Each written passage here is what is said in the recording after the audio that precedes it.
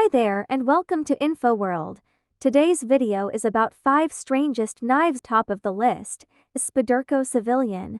The Spyderco Civilian has a long and curvy S-shaped blade with razor-sharp serrations. The knife doesn't make a good EDC, but its blade does some tasks, like self-defense, very well. On number 2 is Kershaw Eternal Toggle. Back in 2005, the Kershaw Eternal won the Most Innovative Design Award for its original folding mechanism. The blade itself is a modified drop point with partial serrations. What makes it stand out is the carabiner built into the back of the blade, giving it a strange look. Coming up next is the Karambit. The Karambit or Karambit is a small Indonesian curved knife resembling a claw from Minangkabau people of West Sumatra. The Karambit is one of the weapons commonly used in Pencak Silat and Filipino martial arts. The Compano calls to mind a video game prop, but it's real and surprisingly practical too. The tool consists of a keychain carabiner and a folding 1.42-inch blade. It's small, but an integrated finger loop makes it possible to maintain a solid grip.